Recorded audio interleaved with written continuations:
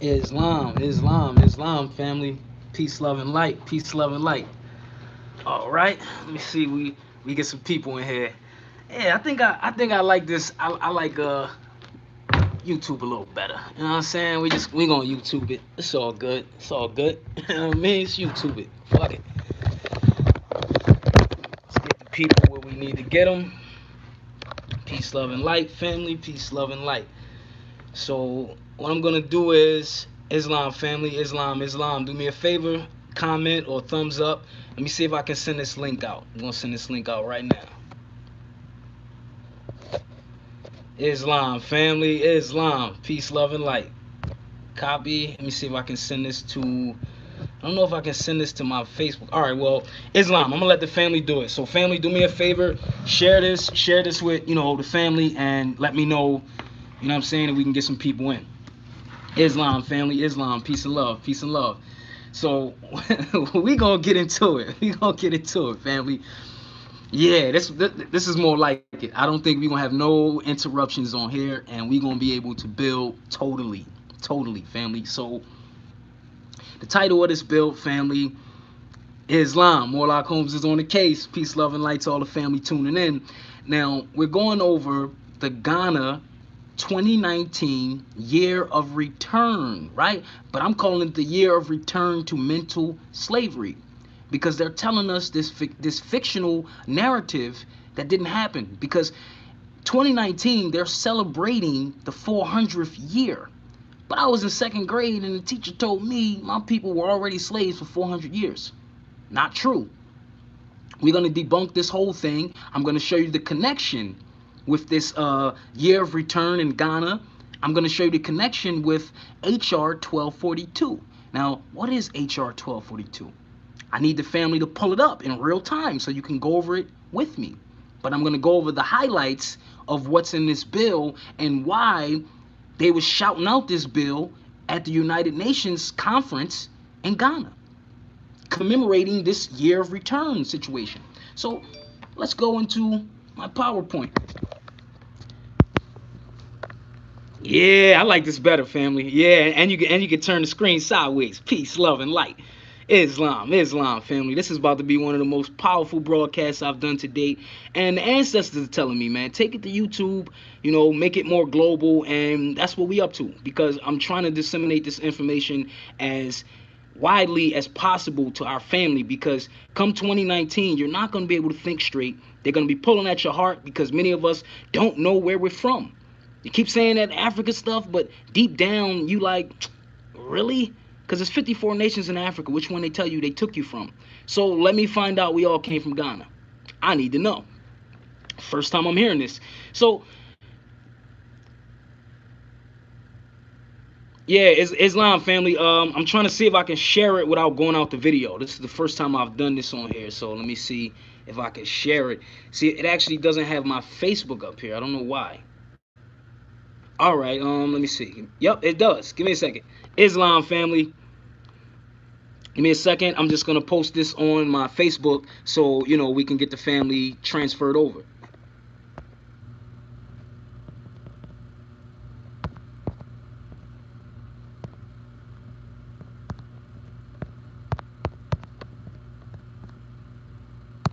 Give me a second, family.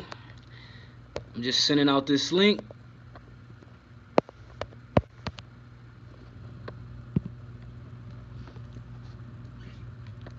There we go. There we go. All right, we ready. We ready. So let's get to it. Let's get to it. So now, HR 1242, that year of return here, right? Let me see if I can see all messages visible. I'm trying to see if I can get the chat up here. Here we go. Here we go. All right, so we got the chat going. So yeah, family, let's get it. Yeah. Islam family. Come on over to the YouTube. The family sending me messages that they hating hard on the Facebook. So we came over here. So let's get into the bill, family. Peace, love, and light. And I appreciate everyone tuning into the bill. And do me a favor, share this broadcast because I'm going over our story. And these two things, this event, the year of return, and this HR 1242 bill that was passed by Trump, this will affect your children's future come next year. So, if you're not catching the video live, you're going to catch the playback. Maybe you're going to catch it in 2019 and do the research on everything I'm presenting today. So, HR 1242, Ghana's year of return to mental slavery, facts and with feelings. So now they're going into, right, what is HR 1242? See, this is the bill I need the family to pull up. HR 1242. This is what we're going over. But I went over it for you. The 115th Congress, Islam ready, peace, love, and light, family. Give thanks for the support.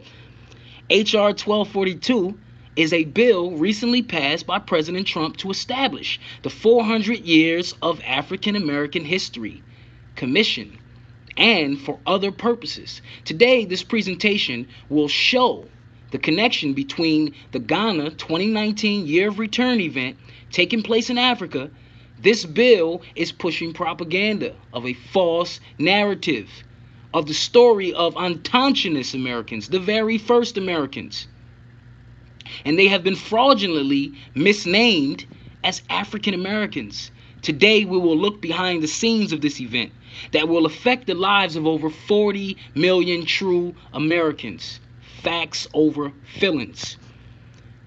The future that you've been dreading is upon us, family. We must take action. We got to get off this coward stuff. We got to start building unity, and we got to start researching amongst each other.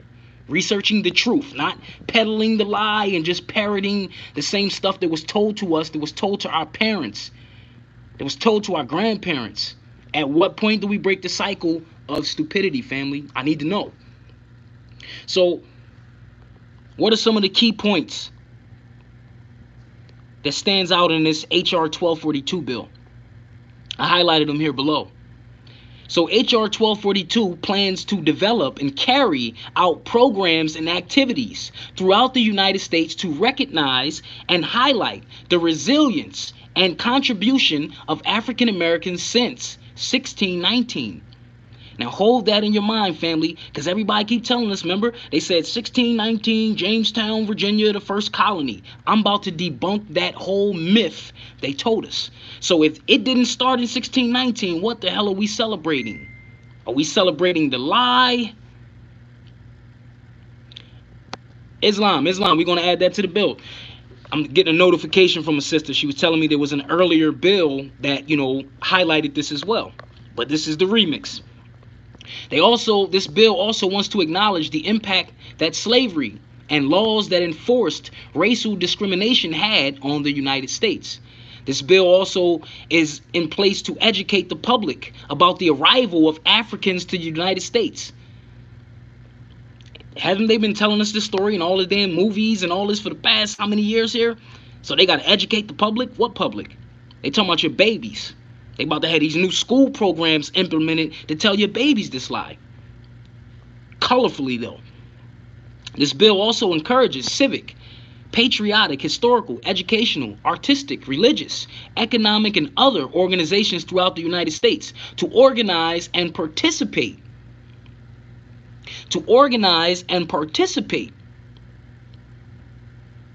Lost my place. Give me a second. To organize and participate in the anniversary activities, to expand understanding and appreciation of the significance of the arrival of African Americans in the United States. You see how they keep saying the arrival. See, the whole bill was highlighting that we're not from here. They want you to acquiesce on the claim of your ancestors' land. You're going to go to Africa and you're going to find out that no land will be given to you. We're going to go into that because everyone thinks that, the year of return, that you're going to be granted Ghanaian citizenship. We about to debunk that today too. I only deal with law. I deal with facts and with feelings. I don't deal with speculation or useless opinions. This bill also is going to provide technical assistance to states, localities, and nonprofit organizations to further the commemoration. They also want to coordinate and facilitate for the public scholarly research. So you're talking about the Cornel Wesses, the Michael Eric Dysons, all those good speaking brothers, the PhDs, they're going to tell you the story. So it's going to be even more believable to your babies. But it's all bullshit. All those with a PhD, they got an IAB. It's all bullshit degree. So it says they're also going to coordinate, right, and facilitate for the public scholarly research on publication about and the interpretation of the arrival. The interpretation. So they're going to have these sellout ass scholars interpret this story, and it's going to sound so damn sad. But we've been hearing this story our whole lives. At what point do we start researching this story and find the validity or the lack thereof? So now what stands out to me is, these are some of my notes. The H.R. 1242 bill and commission, the bill terminates on July 1st, 2020. What's significant about 2020? All roads lead to 2020. The same year as the 2020 census recording, where those claiming to be black African American must specify their country of origin. So what, you gonna be confused and say you from Ghana, but you ain't got citizenship over there? It's 54 nations in Africa. Which one are you from?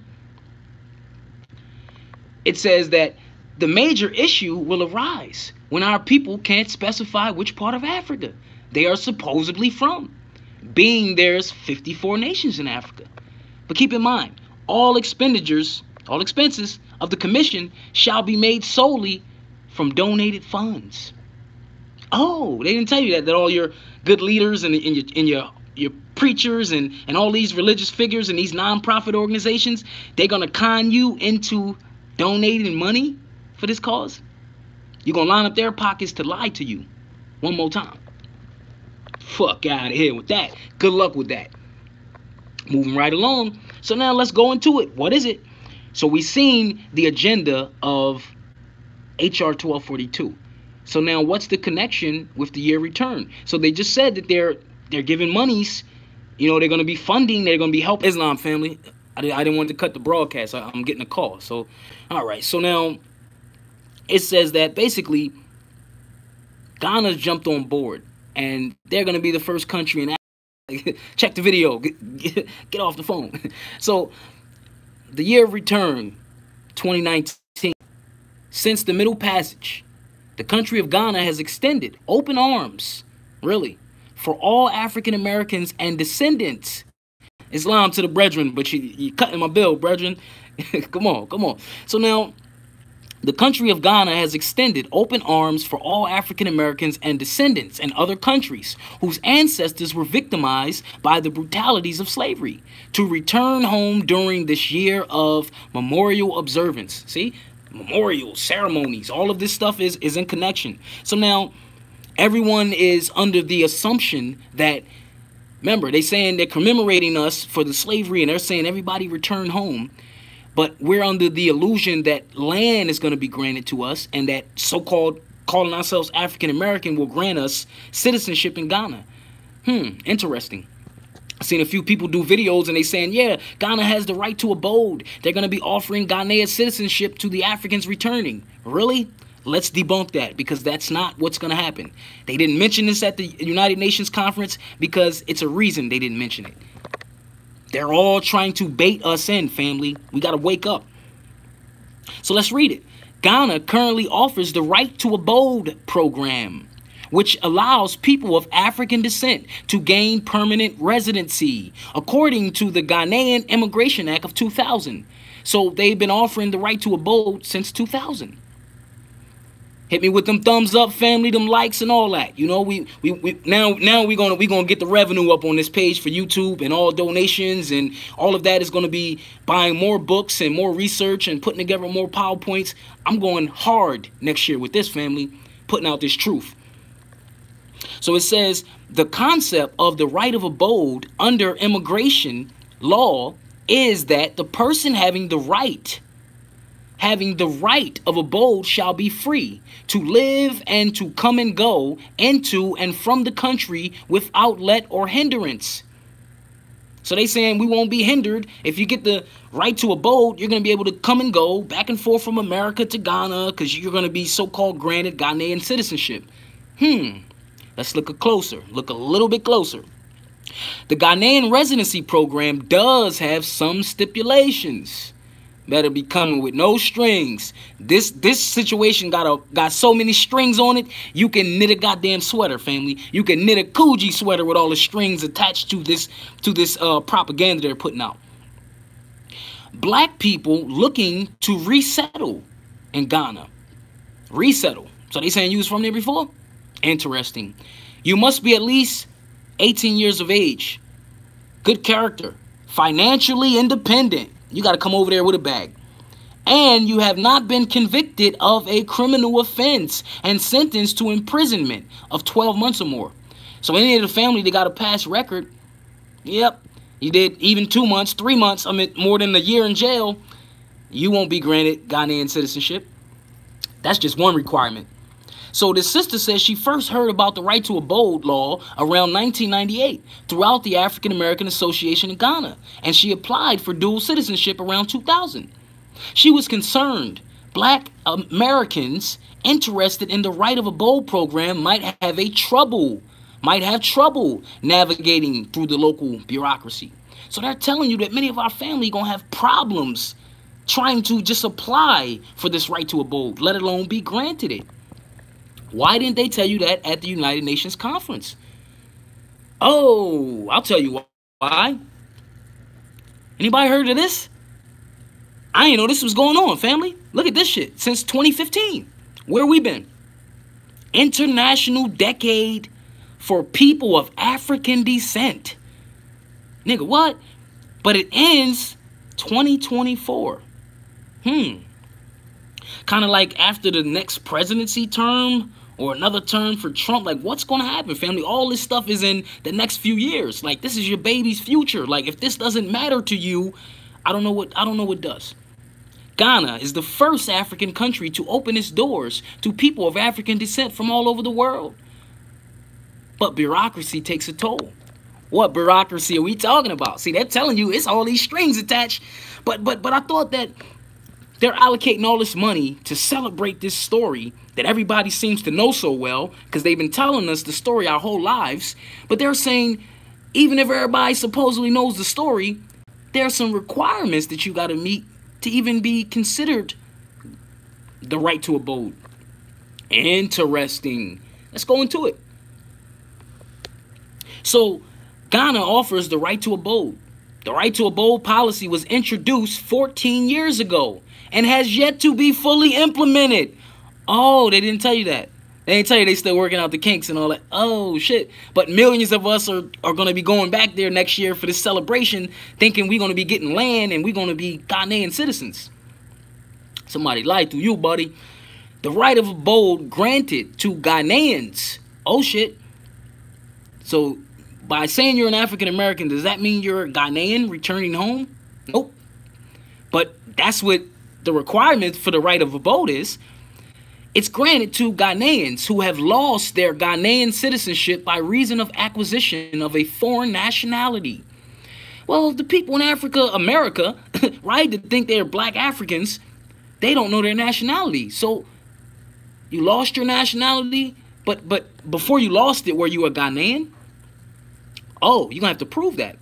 And if you can't prove it, just telling them about the movie Roots, I don't think that's going to get you any land in Ghana. So they said it's granted to a person of African descent in the diaspora. And here's the requirements. An application letter addressed to the Minister for the Interior applying for the right of abode. Attach relevant documents. So you have to send an application letter to the minister, the foreign minister in Ghana. Oh, you thought you were just going to go on a trip and everything going to be taken care of when you got there? No. And you have to provide relevant documents. What kind of documents? We about to get into it too, because you got to prove you from Ghana. Oh, they ain't tell you that. But you thought just being an African American would get you in the door. See, they're lying and telling you the truth at the same time. But family, it's 6 months after report on due diligence has been submitted by Ghana Immigration Services, and there's a fee and charges that will be added. So, family, it takes at least 6 months to process your damn application for you to even be considered the right of abode. Oh, they didn't tell you that. Uh-oh. Well, I'm going to tell you it because I love the family. I want you to do your research on this. But let's go further to this right of abode, because all of our family thinking that the year of return, that we all going back to Africa, and they're rolling out the red carpet arms wide. Let's go further into these requirements for the right to abode, for you to be granted Ghanaian citizenship. Not just by calling yourself an African American. That's not going to get you in. The right of abode. Ghana, from whose shores the majority of 15 million Africans passed into slavery. Really? They can't prove it, and they can't show you one slave ship. They don't have one slave ship in the museum. Do you see how they're lying already into the narrative? Africans passed into slavery has invited its descendants into the diaspora to return home. The country has had a long history from the days of its first president, Kwame Nkrumah, of encouraging the return of persons of African descent to help with the continent's development, right? So you remember Kwame Nkrumah, right, where he was implementing the Pan-Africanism, right? That's where that term came from. He coined that phrase where he's saying all the Africans from America should return back, all the Africans of the diaspora. And what happened? He died. We never returned back because that's not how it works, because we have no proof that we're from there. But now they're recooking this. So in 2000, the country passed a law on the right of abode, which allows a person of African descent to apply and be granted the right to stay in Ghana indefinitely. So that's what the right of abode is. But you see, many of our people already don't meet the requirements I just mentioned. But there's more. African descent to apply and be granted the right to stay in Ghana indefinitely. And recently, the country set up a Diaspora Affairs Bureau. Oh, shit. I never heard of that. They created a Diaspora Affairs Bureau under the Foreign Affairs Ministry to provide a sustainable link between the Ghanaian diaspora and various government agencies to achieve development and investment goals. Key word here, family, investment goals. Didn't I tell you that they all get in a bag by you coming over for this event? And you think he's staying? Nope, nope, nope. It's something more to this story, family. Remember what I said, you always got to follow the bag. So your boy Morlock Holmes is definitely on the case.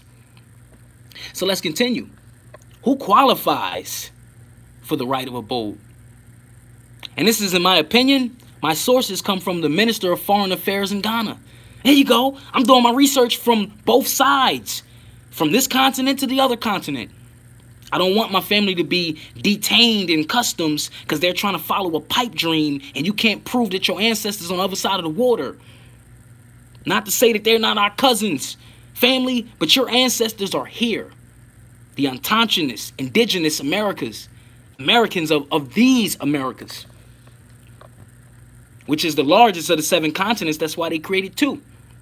But keep in mind, if I'm in North Philly and you're in South Philly, aren't we both in Philly? So why wouldn't people in Brazil be Americans? Why wouldn't people in Peru be Americans? Do you see how we're disconnected, family? And I'm going to show you something to add to that. I need the family to pull it up. So now, let's continue on. Who qualifies for the right of abode? You know I did my research. 2 groups of people are eligible. Ghanaians who hold passports, excuse the typo, of countries that do not allow dual nationality. Africans in the diaspora who want to return to Ghana and set up businesses. I don't know what happened, family, when I transferred the information, so it's a few typos. So just bear with me on that 2 typos that just happened right there. But I'm reading it as it should be. So they're saying Africans in the diaspora who want to return to Ghana and set up homes and businesses. So that's supposed to be homes there. I don't know what the hell happened with the the autocorrection. But the requirements, people of Ghanaian descent. So family, are you of Ghanaian descent by calling yourself an African American? You're going to have to prove that. They're not telling you that you got to prove it. They're going to leave you holding the bag. You need a letter of sponsorship or introduction from Ghanaian sponsor or relative. So all of us claiming African Americans, raise your hand if you got one Ghanaian relative. Keep it 100 with me. Because if you don't, you're going to have problems filling out your application for the right of abode, trying to be granted Ghanaian citizenship. You're going to have a problem. You need a photocopy of your certificate of renunciation. Oh, shit. You got to renunciate everything over here. Uh-oh. Something about to get messy. You need a completed application form, photocopy of existing passport, attestation by 2 Ghanaians. Oh, shit. You got to have 2 Ghanaian partners draft a document for you and sponsor you. Oh, they ain't tell you that. Interesting.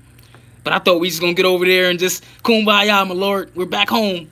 We finally returned home. No, you didn't. You left home.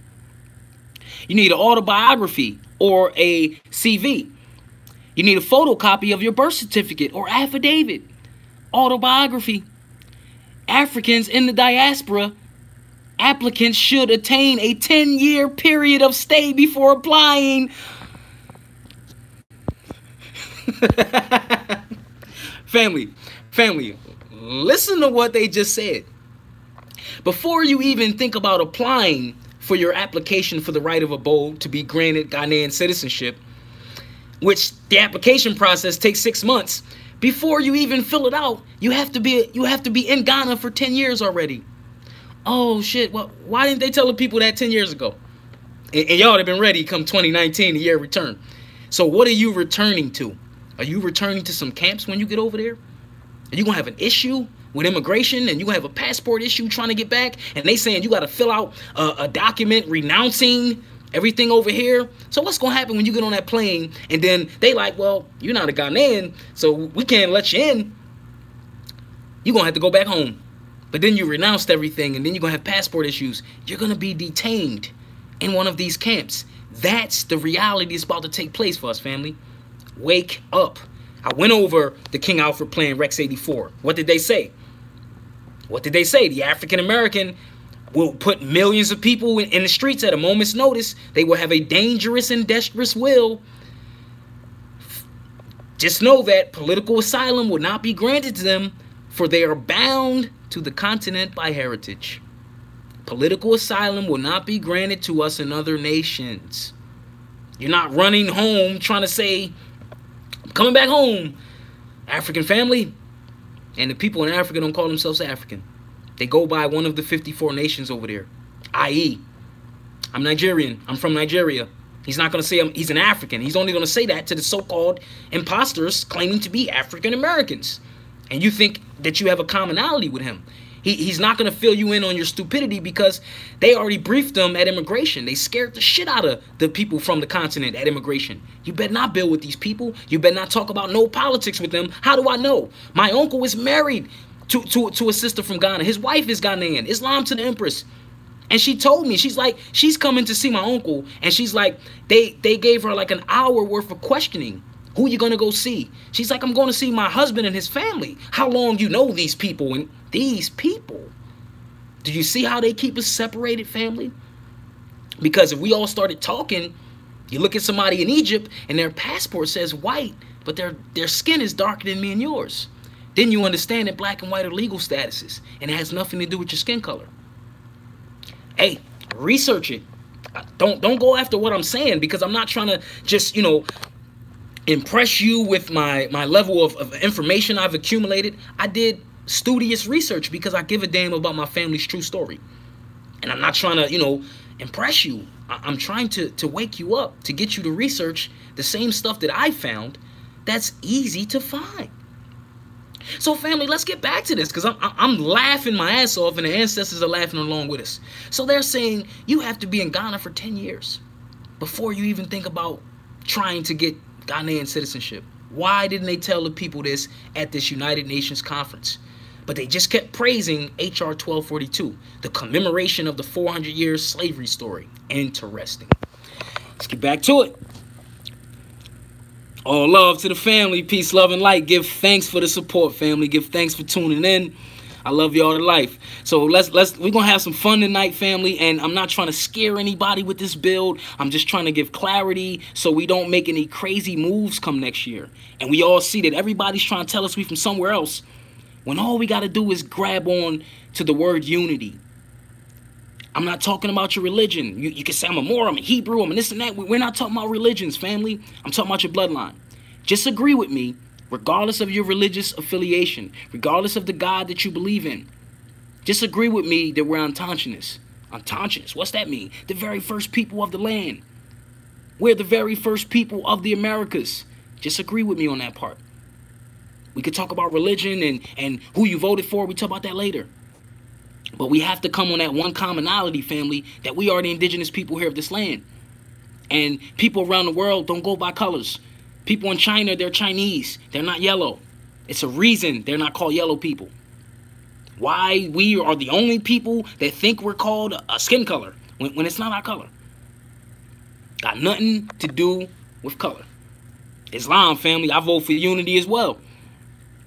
So they're saying that applicants should attain a 10-year period of stay before applying for the right of abode. A letter of sponsorship from company of Ghanaian associate. Oh, man. So you gotta already know a businessman in Ghana to vouch for you and write a letter of sponsorship. Add it onto your application. It's a lot of shit you gotta bring with you on the plane for your application. Not to mention you gotta bring your 10 years of touring the country. You gotta bring those passport stamps. And they gonna see that you ain't got no stamps on your passport. Oh, it's your first time coming to Ghana? We'll see you in 10 years. Right. Good luck with that. Islam, family. Yup, we indigenous to the planet. To the planet. And I'm gonna show some pictures to back that up. But we have to really understand, because many of our people, they don't want to claim this land here. So when I say we're indigenous to the Americas, we're indigenous to the entire planet. But all of the mess happened here in the Americas, family. All the slaughtering of our family happened here. And we got to speak up for these people. We got to speak up for these people because our ancestors been turning over in their grave for centuries. Because we keep saying we're ancient motherfucking slaves from new ancient Africa, America. Population, who gives a fuck? Because that place doesn't exist. It doesn't have a constitution. It doesn't have a flag. And it doesn't have a history. Only a doctored up history that they're going to recook come next year. So they're saying you need an attestation in writing from 2 Ghanaians of repute. Man, seems like you better start chopping it up with some Ghanaian family. You're going to need a little 10 years head start for you think you're going over here returning home and you're going to be allocated some land. Look at this part, family. Monetary value of shares. Oh, shit. You ain't got no stock? You got to have a bank statement, audited accounts, provision of employment to Ghanaian companies, etc. Police report from the country of origin. Wow, it's a lot of stuff before they even consider your application to be given Ghanaian citizenship. Why didn't they could have talked about this at that conference at the UN? Why didn't they? Left that part out. You got to give your medical report. Consequences of right of abode. A person who is granted a right of abode status is entitled to remain indefinitely in Ghana. Only when you're entitled to the right of abode, which they say you have to be in the country 10 years before you even think about applying, and the application is a 6-month process after you submit it, and you have to meet all of these requirements below. Screenshot it. So if any of the family think you're going to pack up your bags, we leaving America, man. We going back home. All right, make sure you meet those requirements. Hope you got that 10-year stay. Hope you got them stamps on your passport to prove it. So they're saying that you're entitled to remain indefinitely in Ghana. You're entitled to enter Ghana without a visa. Interesting. Entitled to work in Ghana after either as a self-employed or as an employee without a work permit. You're subject to the laws of Ghana, a non-Ghanaian child or other non-Ghanaian dependents of a person who is granted the right of abode, eligibility, or a dependency permit. And my sources come from the Minister of Foreign Affairs in Ghana. So they're telling you, in their own wording, here's the requirements you got to meet to even put together an application, to be even considered. Why didn't they tell us this? So let's move right along. But check this out.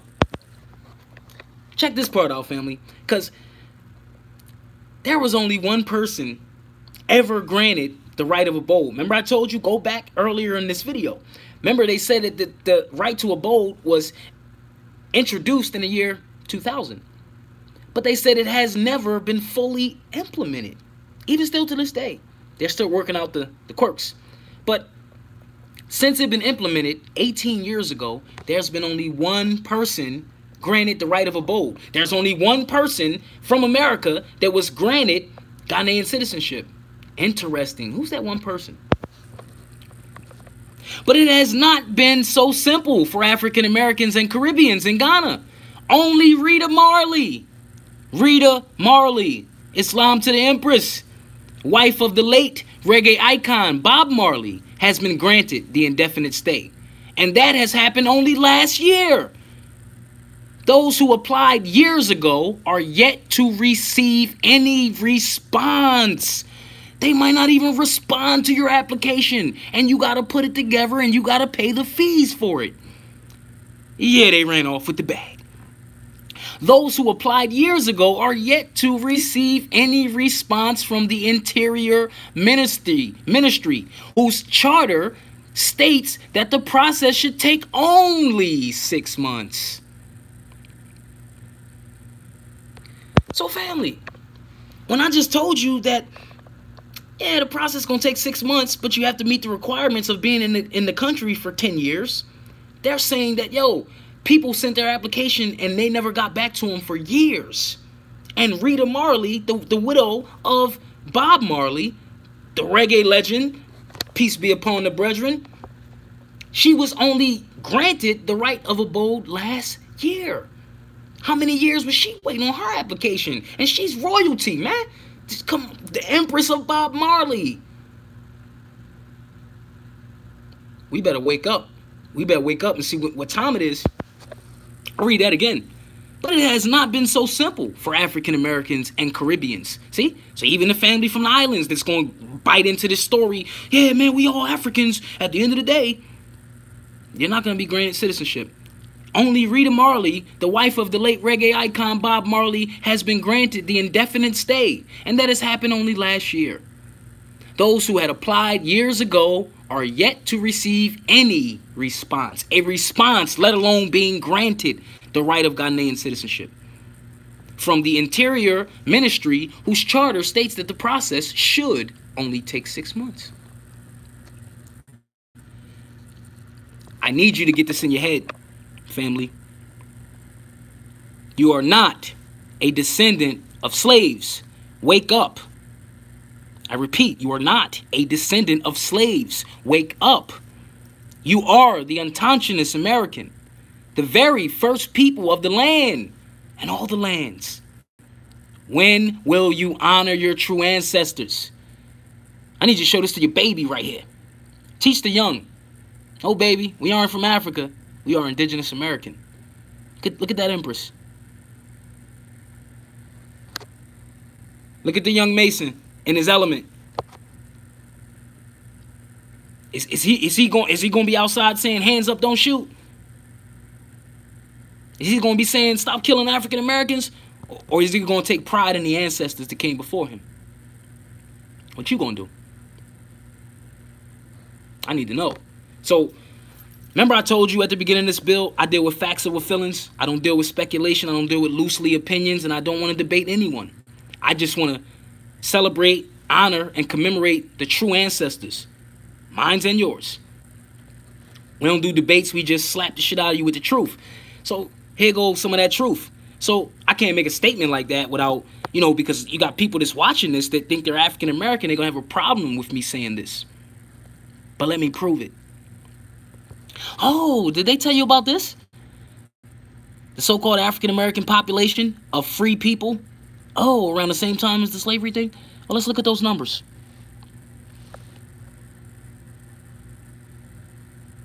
See if we can zoom in. Here we go. Here we go. We go. All right. Let's look at those numbers. Zoom in on that. Yeah, we got to get the widescreen for that. So, Look at the free population, family, in these states. And many of these states were so-called slavery states. So in Connecticut, 2,771 free people. Now this is recorded, right? Because many of us didn't participate in the census. So any of these numbers, just multiply them by 3. Delaware, 3,899. Georgia, 398. These are free people year by year. Get that screenshot going. 1800s. Look, it doubled. 2,000 to 5,000. Delaware, 8,000. Look at Maryland, 20,000 of the family free. 1800s. Why they lied to us? Look at that. New Jersey, 4,402. New York, 10,000 of the family free. Let's go to 1810. See the numbers increasing because we had more children, more heirs that have claim to the land? Right. That's why they had to lie to the babies. Look at those numbers, family. 1820, 1830, 1840. All free people. What happened? So, family, here's the trick here. On the census records, right? When they started to record the census records, remember they had so-called 1865, they freed the slaves, right? So now, the new identity we all agreed upon, Negro, black, colored, African American, we started to write this on the census. That diluted to you of so-called African ancestry. Oh, you a slave. We just freed you. So all of these numbers here, of these free people, all of these numbers got mixed in with the fake name that we all took on. So none of these people were listed as free anymore. They all were listed as newly emancipated, ex-slaves. Do you see how we wiped out our own history because they allowed us to self-identify on the census records and we started to call ourselves new names?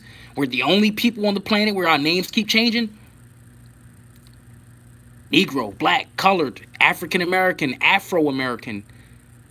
2020, what's going to be next? Ancient Africans? I need to know.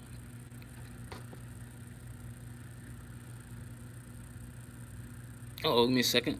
Yeah. Uh-oh. Uh-oh. What happened? What happened? What happened here? Looks like they got rid of my chart. Give me a second, family. Wow, what happened to my chart? Alright. He's messing with the chart. So now, I don't care what you believe. The truth doesn't care what you believe. I want to know what you know. And I want to know what you can prove. That's my quote. Anytime someone wants to get in a debate with you when you start researching the truth, just tell them that. I don't care what you believe. The truth don't care what you believe. I want to know what you know and I want to know what you can prove. Because if you can't prove it, sit down and stop insulting our ancestors. So, who are these people?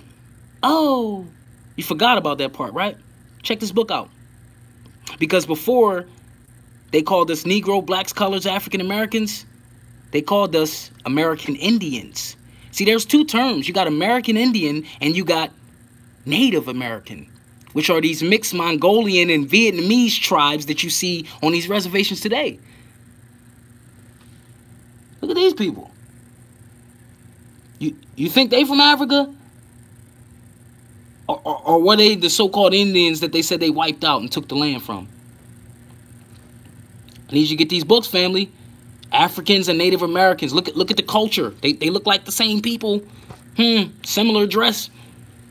Look at these tribes here. Indigenous to America. You gonna dishonor these ancestors? They didn't kill off the Indians, family. They renamed them.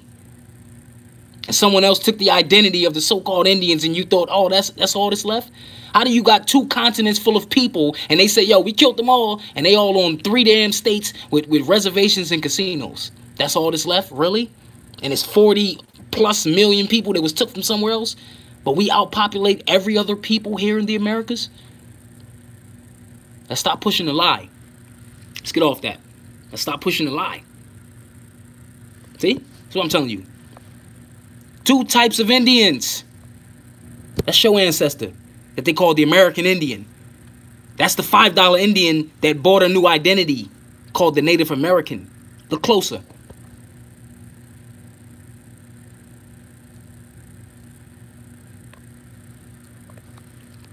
Look at these people. They're not playing dress up. These are the Unconscious Americans that they was calling Indians when they showed up. What happened to these people? Their names were changed. And once you change the name, I change your history. I cut you off. That's why we can't never get back, family, because where we going? You seen The Wizard of Oz, right? Dorothy was trying to get back home, and the whole time she found that she was already home. That's a little message to us. The sleep sheep. Look at those ancestors. I'm going to show you something. Now, this is the older emblem of America. That's the people they were calling so-called Indians. Look at the Americans that they're telling you. Look at the skin color. Now, look at the emblem of Africa. Similar people. Not the same, but similar people.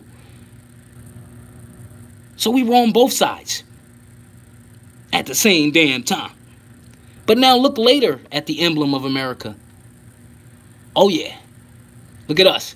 We became the little Indian. They got rid of us. And then look, all this pride, we're white. 1870 Naturalization Act, where they all got a status because they were immigrants and they were slaves before that. These are the so-called American Indians they're telling you about. Look at that.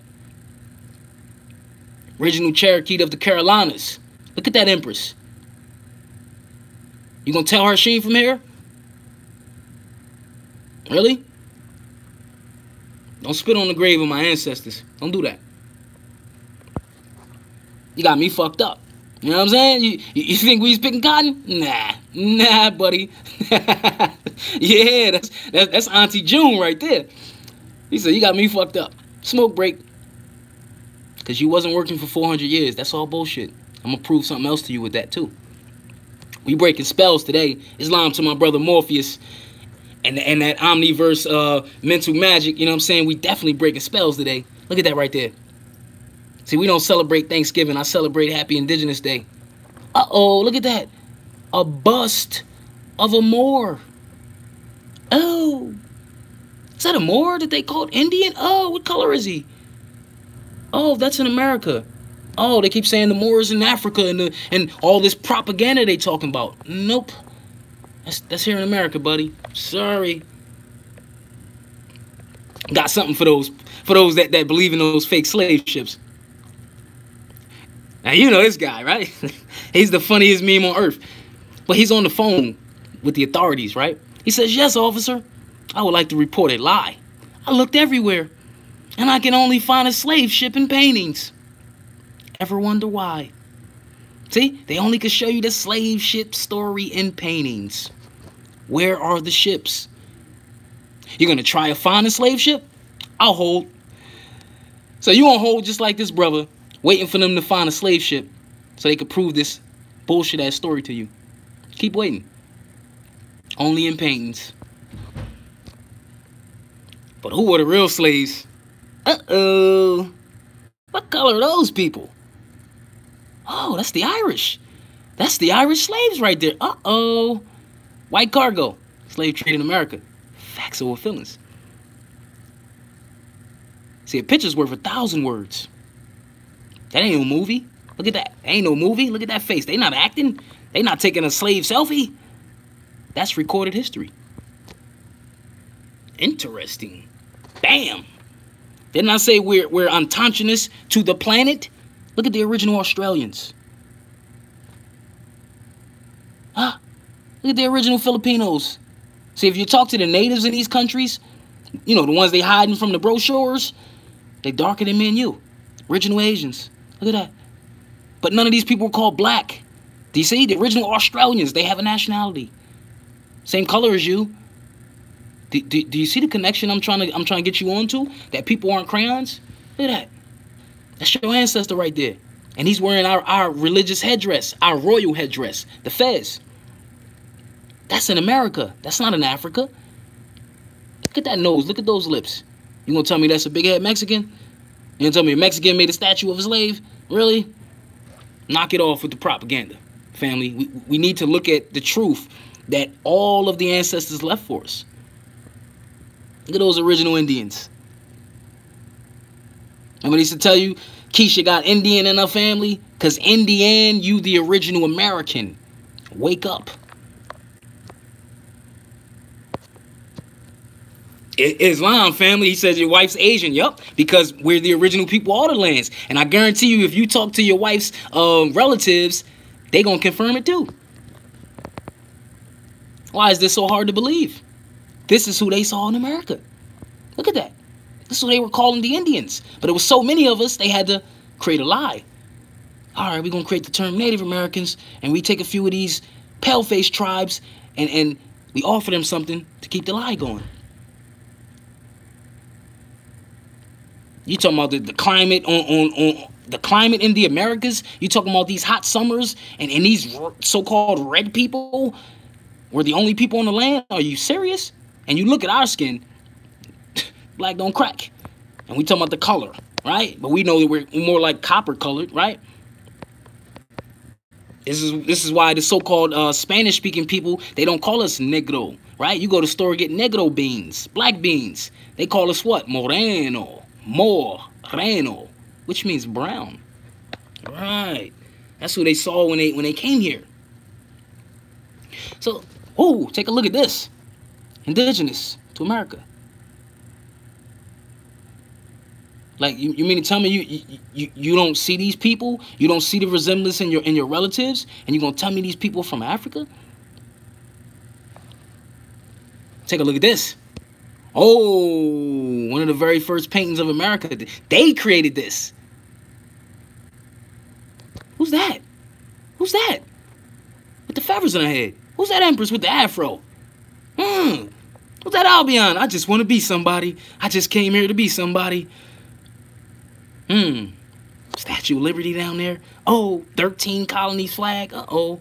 Interesting. Screenshot that. Now we're going to get into... So if we weren't the slaves in this 400-year story, then who were? Check this book out. White Cargo. Don Jordan and Michael Walsh. The Forgotten History of Britain's White Slaves in America. Now, I pulled out a few sections from this book, and we're going to read it. See if I can read it through the phone. The people trade. I can't read it through the phone, so I'm just going to have to turn myself around and read it to you guys.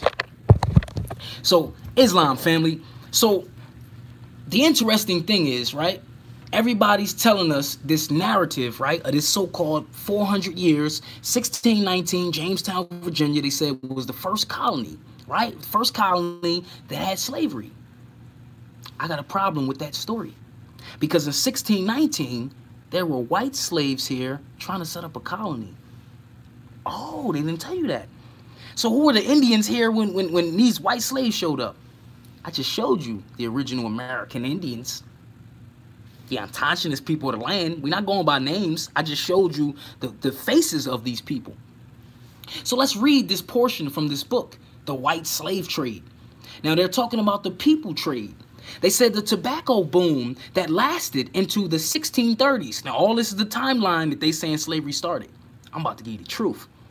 They kicked me off of Facebook, family. Yesterday I did 7. I had to do the video in 7 parts. They wouldn't let me go past 5 minutes. I tried to do this build earlier today. They kicked me off again.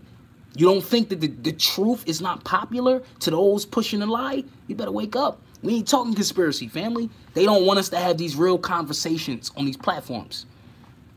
Facts with feelings. So the tobacco boom that lasted into the 1630s saved Virginia. New plantations appeared and the demand for labor intensified. So they're saying their first colony, they had some trouble trying to get Virginia started. And once because the hardest plantation to work was the tobacco fields, because it required a lot of land, it required a lot of water, like it required a lot of resources to produce the tobacco crop. And it was like hard fucking work. But the people working on those plantations had white skin. Facts over feelings though. I'm proving.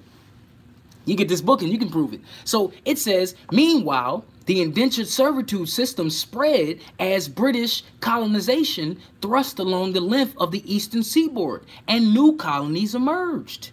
Islam King, peace and love. Give thanks for tuning in.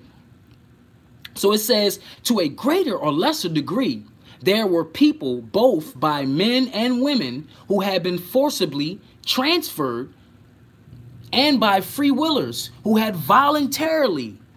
Oh, shit. So many people voluntarily came over here to work? Indentured servitude, contracts. Pay attention to what's going on here, family, because I'm about to reveal the biggest key that's going to break open this fake-ass story, and it's going to expose all of the people, including the ones that look like us, that's about to get a bag for the lie. That shit stops. You're not lying to my babies. It's a dub for that.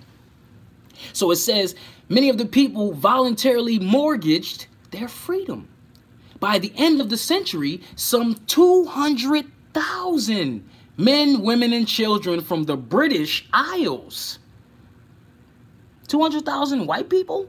Oh, so I thought they went to Africa to start the first colony. 200,000 white people they imported by the end of the century when it started to get popping. So when did they go to Africa? I'll wait. Find me a slave ship. Still waiting. So it says 200,000 men, women, and children from the British Isles would have been transplanted to British America. Remember, because Britain was running the colonies first. They had British colonies, they had French colonies, Dutch colonies. All these other nations were fighting to chop up our land.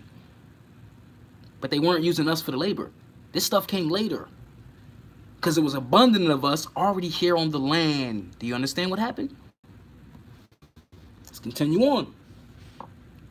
The first of them to put down permanent roots beyond the Chesapeake were those seekers of religious liberty. Remember, because this was the only land where we allowed you to praise any god of your choosing and nothing would happen to you. We gave you religious freedom. That's why everybody wanted to come to America. They're not filling you in on that part. The first of them to put down permanent roots beyond the Chesapeake were those seekers of religious liberty, the Pilgrim Fathers. What did Malcolm tell you? What did El Hajj Malik El Shabazz, El, one of the royal titles, what did he tell you? We didn't land on Plymouth Rock. Plymouth Rock landed on us. Because he's telling you, you already here. See, once he got out of the brainwashing of the Nation of Islam, the black Asiatic Muslim black man, once he knew that people wasn't crayons and colors, and he went to Mecca and got schooled, and they told him, brother, you're not coming home, you left home. That's your home over there. And everybody from the planet traveled to come to the Americas because we had the world's largest libraries. This is what they're leaving out. So it says, helped by improving Sir Edward Sandys, they were granted a charter to set up the Plymouth colony. Do you understand? We didn't land on Plymouth Rock. Plymouth Rock landed on us. So these guys, these white slaves, these pilgrims that were slaves, see, that's why they're all hiding their history and their identity, and they all keep reminding us that we were slaves. Now they about to remind us with the biggest motherfucking Grammy type of celebration. And the president of Ghana and all of the family over there, they don't care because they're about getting the bag. And I'm going to show you why they're about getting the bag, because I'm going to go over all the money that's about to be made off this trip. Facts over feelings. When you follow the bag, you get out your feelings and you start looking at the people that are playing you. Many of the people playing you look like you. That's why we don't trust each other, because we're too busy screwing each other over. So it says here, right? The Plymouth colony in New England in 1620. So family, they started the Plymouth colony in New England 1620 with white pilgrim slaves that came from Britain. When did they go to Africa in 1619? Why are they telling us this? This is a European that wrote this book. Why are they telling us this? It's the book right here. White Cargo. I need the family to pick that up. A lot of scholarly research in here. See, we don't read, we just give opinions and we just keep parroting this fake story. The reason of this bill, I'm not taking nothing away from the family. I'm not telling you slavery didn't happen. I'm telling you it didn't happen the way that you think it happened. I'm telling you to poke holes in this story because all your life you knew something wasn't right. You just didn't sit right believing this shit. Now I'm trying to give you the clarity why you wasn't bugging. You wasn't bugging, sis. You wasn't bugging, my G. The ancestors was trying to talk to you. They was trying to tell you, like, IAB. It's all bullshit. It's all bullshit. That's what the ancestors was trying to tell you. And family, I got straight A's all through school, right? I was bored with their work. I was bored. I knew that they was indoctrinating us. I'm like, yo, this shit is super easy. I got kicked out of every one of my history classes. I never believed the shit they told me, even as a young kid. I would research some shit my teacher would tell me. I come back like, oh, we're going to have a debate. He would tell me, yo, that's a part of the curriculum, and I don't have to discuss it with you, and this is what we're learning. So I disrupted the class clown. I would roast the goddamn history teacher just because you got gray hair, my nigga, you wasn't there. I would clown him.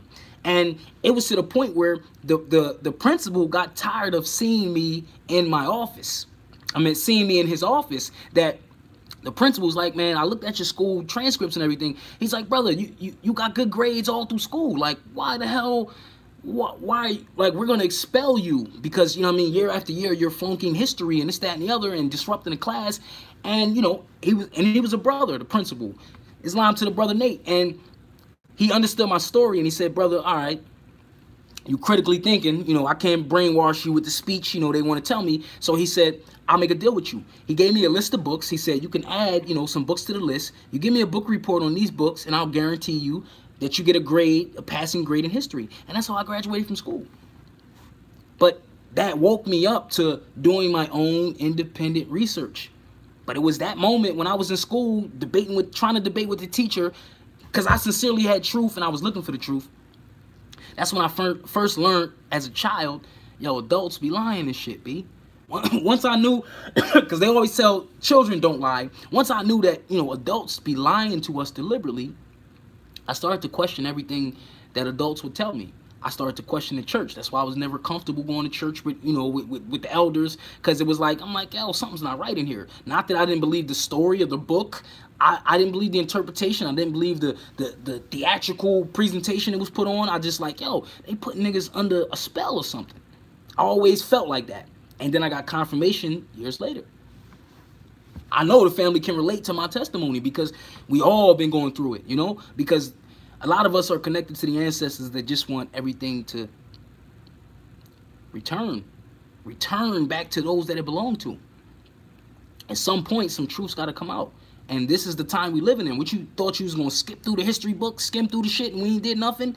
You have to take action in the now. You can't sit on the sidelines. You're not going to run to Africa because you ain't got no land over there. I proved it. I proved it that you're not going to just be given citizenship when you get over there. That's not going to happen. You're going over there for a motherfucking tour. And I'm about to show you the tour. And I'm about to show you the money that they're going to make off the tour, off your ignorance. So, family, they're saying that they set up the first colony, the Plymouth colony, in 1620 with white slaves. When did they go to Africa? 8 years after their arrival, still more militant Puritans secured a charter for the Massachusetts Bay Company. See, all of these so-called slave institutions, they were companies. The Virginia Tobacco Company. These companies leased indentured servitude labor. Do you understand what happened here? Many of the people came here voluntarily under contract. Other nations, I'm going to work it off, work 7 years, and I'll be allocated some land. But here's the twist. Many of these so-called poor whites from Europe and Australia and the Netherlands and Scotland, all of these nations were the original slaves. That's why they won't tell you the story. Many of them came here, worked off their indentured servitude 7 years. Then some of them got tricked into a contract and had to work 14 years. And their own people reneged. They didn't allocate any land to them. So if you're stuck here, you're poor white trash, stuck here in the Americas, been working about 10 years and you got no money, but the booming business is labor, right? The booming business is selling another man's labor. What you gonna do? How you get you some work? If the biggest economy is slave trade, you start kidnapping people. You start kidnapping the indigenous people. Do you understand how we got into it? Prisoners of war, not slaves. Started out as indentured servitude. You work a few years for me and you can buy your freedom and you can get some acres of land. It was a business deal. Going wrong because many of the people, in order for them to prosper, They got had a foot on your neck. Islam, Keyshawn, Islam Emperor, give thanks for turning in. Give thanks for tuning in. So it says that many of these companies, they started to, you know, create their colonies, right? So let's go on, because I'm going somewhere with this. We keep saying that all these Africans showed up, millions of people. I just showed you in this book here. 1620, when they started the Plymouth colony, they started it with white slaves called the so-called Pilgrims. Remember the Pilgrims and the Indians? Right. What if I told you that the Pilgrims passed themselves off as Indians, the so-called Native Americans, wiped out your story, and they all became the Americans? I'm proud to be an American. Just look at this. All of these immigrants that came from other countries, 1870, they were naturalized. The immigration, you know what I'm saying, laws and all that stuff passed to make all these ex-slaves. They wiped their history away, and they all became Americans. Look at all these so-called white people are so patriotic. I'm proud to be an American. And they remind you that you're from Africa. Do you see the arrogance? Because they don't want you to wake up to understand that they showing their ass off in your mama house, invited to the party, and they don't want to leave, and they kicking you out your party. So let's find out. 1619, they said slavery started for us, because 2019, the year of return in Ghana, and HR 1242, they're celebrating this 400-year celebration of our story. So what happened in 1619? I just proved it. But let's look a little closer, and let's find out what Africans came here. Exactly how many? What was their agenda? So in this book here, White Cargo, the forgotten history, forgotten, or did everybody just, don't say nothing, just keep reminding them that they're slaves? When the Slav, the original term of the word slave, was created for all of these pale-skinned nations. And many of us were their masters. Let me prove it. Brother, you could be just making that up, brother. What you talking about? You got to prove that statement. So let's go into this chapter from the book. This is the planter from Angola, right? All throughout the middle years of the 17th century, a vast trade in black slaves. So now let's get into it. Because remember, they said that all they was doing was selling black slaves, right? Black slaves was developing, but it largely passed by the English colonies on the mainland. So wait a minute, they didn't start importing all these Africans here? Somebody lied to you. The 20 and odd Negroes sold in Point Comfort in 1619 were no more or no less enslaved than the freewheelers or convicts that would have encountered on the shore. Family. They said it was 20 something so-called Negroes that they said came from Africa, family, in 1619. And they were indentured servants. Where's the millions of people that came from Africa? They lied to you. I showed you the chart with all these free families that was here. I'm going to show you something extra. I'm going to give you a bonus. So family, it says that it took decades for the plantation owners of the Chesapeake to begin to buy people in any numbers from the black slave market. Took decades, family. And much longer for the legal edifice of black bondage to evolve. So if they keep saying it started in 1619, but in 1619 they selling white slaves. Only 20 so-called Negroes, remember status, Negroes that they're assuming came from Africa, but what if they came from the other side of the land? It's all bullshit.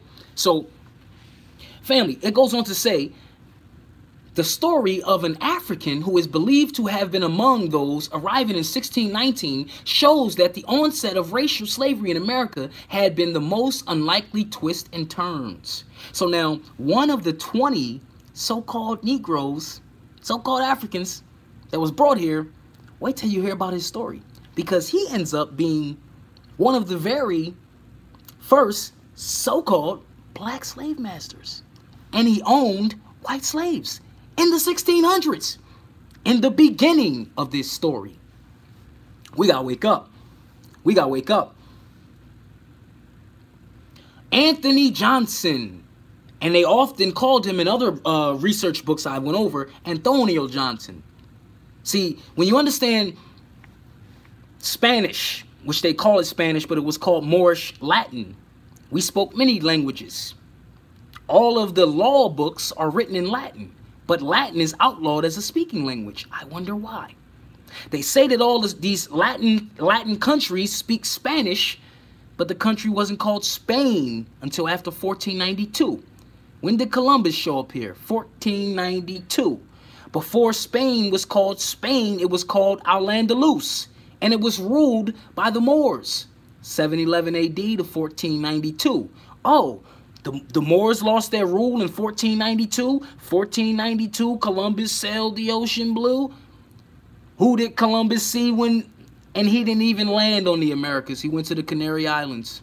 He went to the Caribbean. He never stepped foot. He died before he even stepped foot on North America. His son actually made it over here. Had nothing to do with none of the story. So why did they tell you that part? You gotta do your research, family. That's it. Don't take nothing what I'm saying like, yo, this brother's got a good opinion. Research everything I just said. Why was Columbus coming over here? Columbus and the quest to find Jerusalem. Oh, the Jerusalem they talk about in the Bible?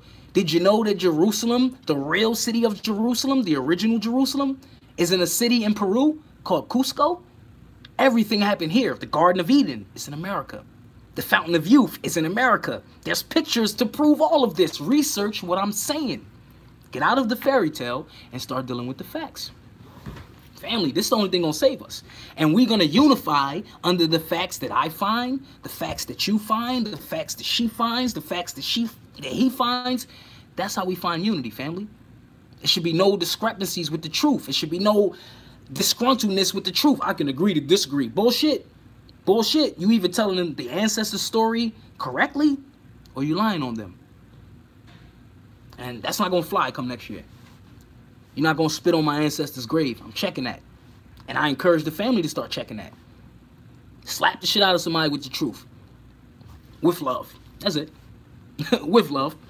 So, let's find out about this brother Antonio Johnson. Because I mentioned, as I said, many of the people that was classified as so-called Puerto Ricans and Spanish-speaking people and all that, and you see many of them skin are darker than ours. My uncle, he's a brother. His name is Dorisco. Think he's Spanish? So you have to understand what they did to the history books, family. So when we look at all these wars that were taking place, the Spanish and American War, the Spanish and Indian War, they were fighting our ancestors. So let's continue. Anthony Johnson, right? As the African came to be known, not only secured his freedom. So this brother was free at the beginning of this so-called slave story. Anthony Johnson, but also became a successful planter himself and went on to buy servants of his own.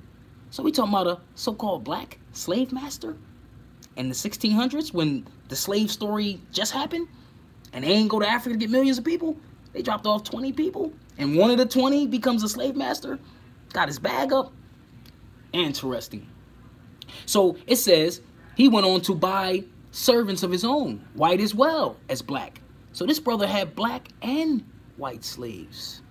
This was a business. See, once you start doing the research, you take your feelings off the table. It's a reason they had to show you this fake story of Roots. Remember Roots, right? Because regardless of what you say, any of us that argue about this slavery story, your first mental picture was the miniseries Roots. That was the first direct-to-TV series where they spent $25 million to tell us the spell. But did you know that Alex Haley, the creator and writer of the Roots story, he died broke because he plagiarized the story, stole it from a European writer from this book called The African. It had nothing to do with here. Oh, you didn't know that? Research it. Research that the whole Roots shit was a hoax. But even in the middle of them telling the lie, they're going to tell you the truth.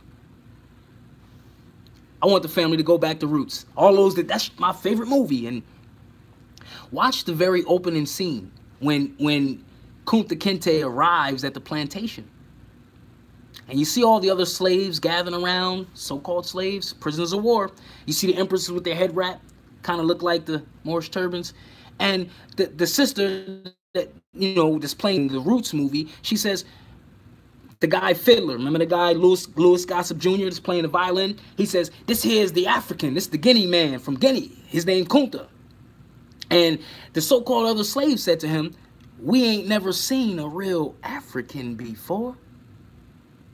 So if they took all of us from Africa, how is there people on the plantation that are so-called slaves saying we ain't never seen a real African? But they all the same color.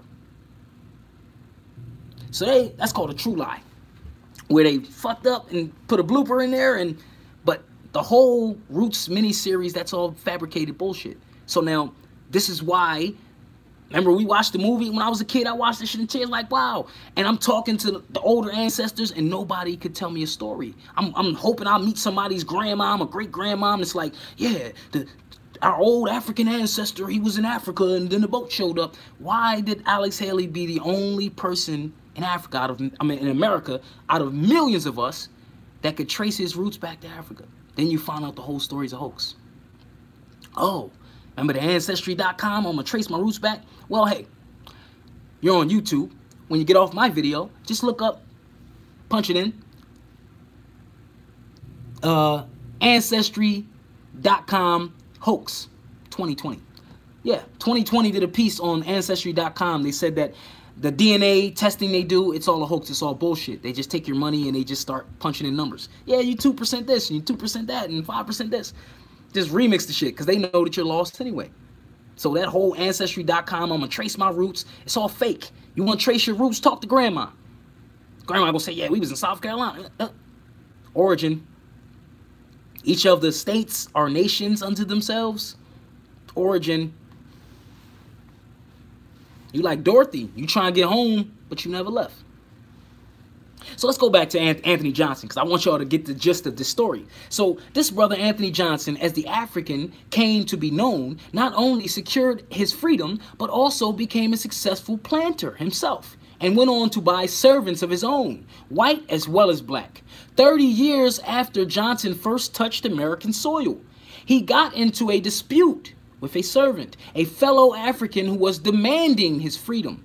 So family, this brother Anthony Johnson, one of the so-called Africans, one of the 20 that was brought here in 1619, no, not millions, he gets into dispute. He owns white slaves as well as black slaves. He gets in a dispute with one of his so-called black slaves, a fellow African who was demanding his freedom.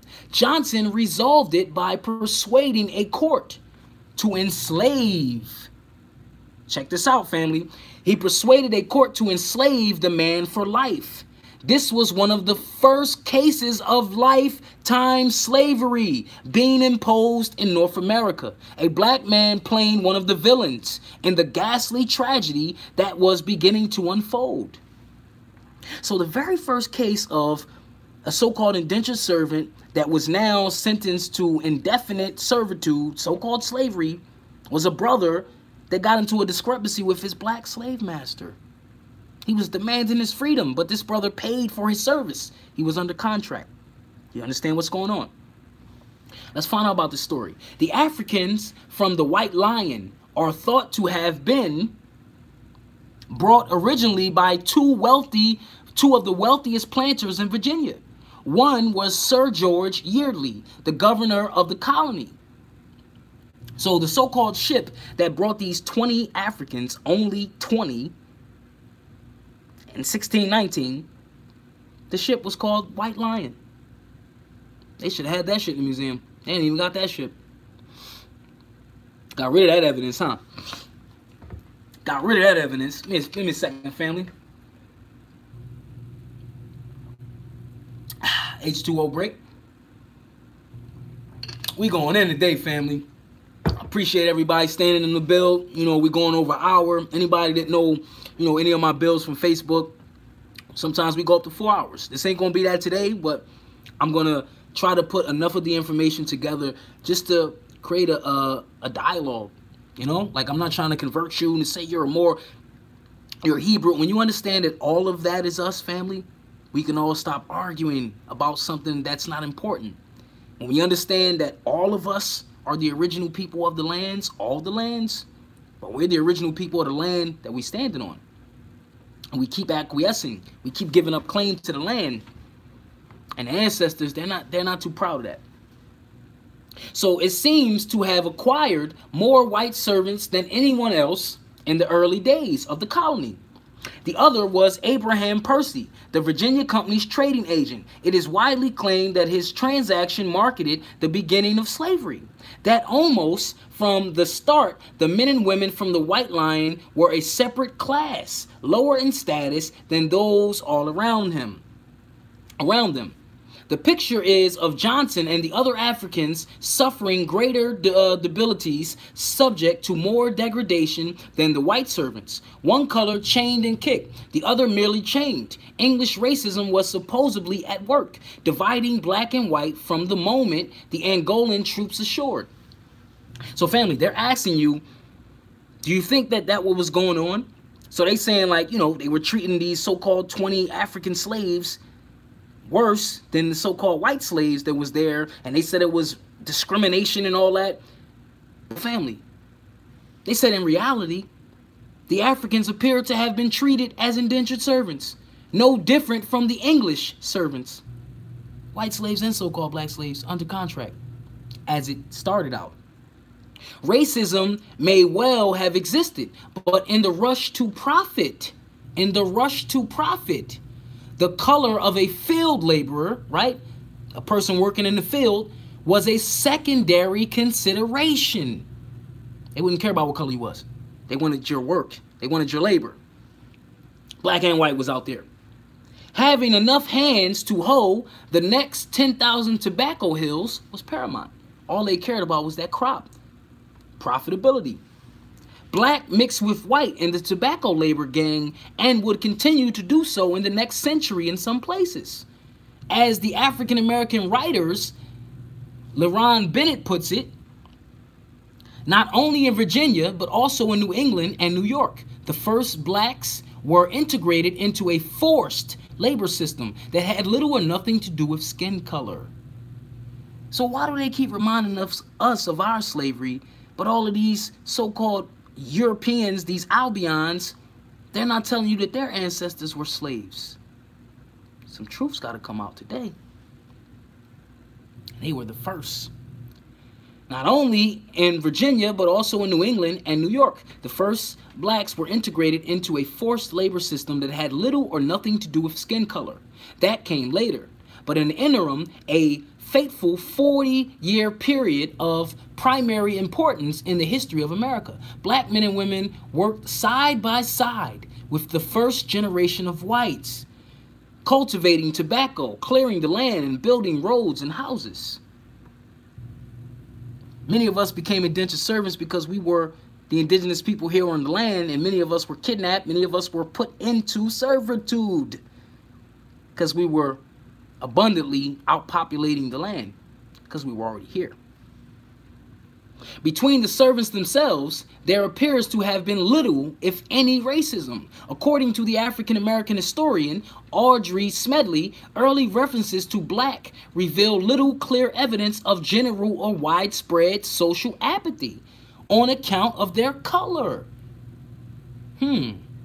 Professor Smedley writes, records show a fairly high incidence of cooperation among black and white servants under contract before they coined the phrase slave. So you got to look at this as the way it really happened. The earlier historians of servitude, Edmund S. Morgan, found himself, let me see this last part, two despised groups initially saw each other as sharing the same predicament. Interesting. Perhaps the story would have been different had the sale of the White Line's cargo triggered an overpowering influx of Africans. It had no such impact. So they're saying after this one ship called the White Line that brought so-called 20 Africans here to America, and one of them ended up owning 1,000 acres, the brother Anthony Johnson, and owned 4 white slaves as well as 2 black ones in the 1600s, in the beginning of this whole slavery story. They saying that it wasn't millions of ships that came after. In fact, nothing like it happened. But more and more ships of so-called Europeans, white immigrants, came here, and they came working as slaves. This is why many of them can't trace their history past the 1800s. They're not going to tell you, oh, my family's from... No, your family were white slaves, buddy. Facts over feelings. So now, perhaps the story would have been different had the sale of the White Lion's cargo triggered an overpowering influx of Africans. It had no such impact. No one's eyes in London or in Jamestown seem to have been open at this point to the possibilities of using African laborers. So family, they're saying, even in the very first colony, Jamestown, Virginia, nope, no influx of hundreds of ships bringing millions of Africans ever happened. Didn't happen like that, family. In fact, many of the ships that brought so-called white slaves that came from Africa, because they was around our borders, so you got to research the Barbary slave trades. They were around our borders and they didn't have their papers to be on the sea. So we would seize naval ships and we would make captains and seamen all white slaves. Oh, they didn't tell you about that. Research it. That's it. I got over 300 videos of research on Facebook, and they deleted about 150 of my videos.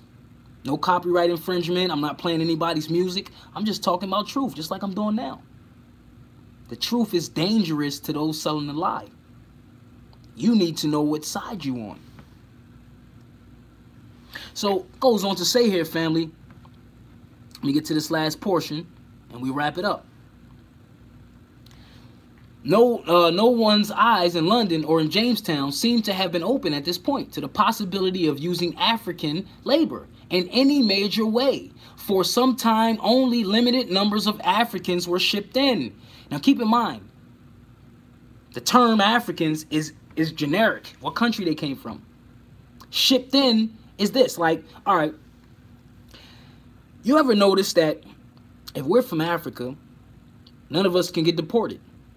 But if someone came from Africa, let's say they're from Nigeria, and they committed a crime here, they get deported, no questions asked. What happens to you? Each states are countries. Let me prove it. You committed a crime in New York, and then you move to Pennsylvania. What do? They extradite you. They transport you from one country to the other. They transport you back to the country where the crime happened, right? Why don't they transport you back all the way to Africa? Because you ain't from there. Legal system is showing you that. So it goes on to say, over the next 10 years, several English privateers reportedly did arrive in the Chesapeake with Africans for sale. And men and women were brought into from Dutch territory and from the West Indies. So they brought many of the family from the islands and they tried to pass them off as Africans. See what's going on here? But Virginia continued to rely. Virginia, the first colony, continued to rely on white servant trade. By the mid-17th century, Africans numbered only 300 out of the total settler population of 11,000.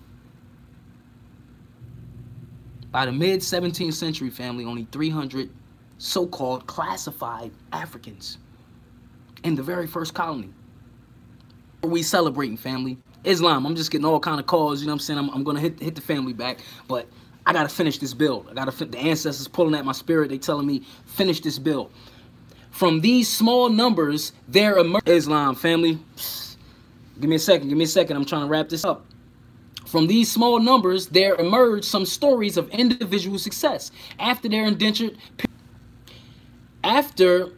I lost my place. Give me a second, family. After their indentured period expired, a handful of Africans went on to secure land of their own and to prosper. They apparently had no difficulty in acquiring property. Islam, family, I just keep getting calls. I'm trying to take the calls when I get a second, but I got to finish this build. So they apparently had no difficulties in acquiring property and engaging in business and commercial activities on the basis of equality with whites.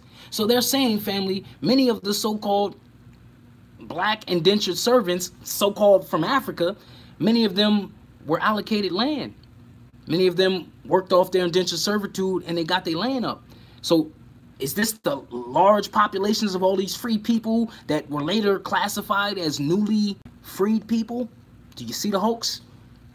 Anthony Johnson became one such man of substance. He His first Jamestown master appears to have sold him to another very wealthy man, Edward Bennett, a merchant ship owner. In 1622, Bennett sent Johnson and 50 or more servants to clear the woods of the plantation on the James River, first colony, at the point now known as Fort Boykin. The merchant called the plantation Bennett's Welcome. His party arrived in the site in February 1622, the following month before a palisades could be built. The Potomac Confederacy launched its Good Friday Massacre. Anthony Johnson was one of the only 12 survivors of the attack at the Bennett's Welcome. Johnson spent up to another dozen years as a servant before being freed and allotted a tract of land to farm on. Over the next 3 decades, he built a sizable land holding and imported more than a dozen servants. So this so-called African slave became a slave master.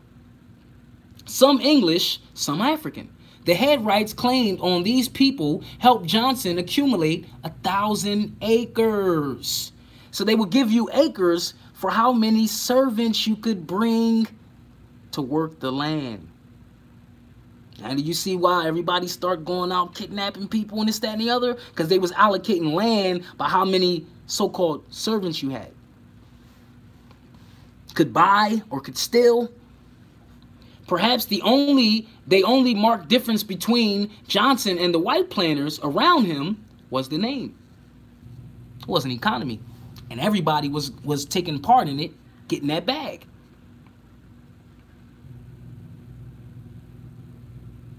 I'm going to go into one more portion and I'll wrap it up. I just want to show y'all that Ghana's turning this into, we're going to make some money off of the stupidity of our people that think we returning home. Let me prove it. Give me a second, family. Let me find this one here.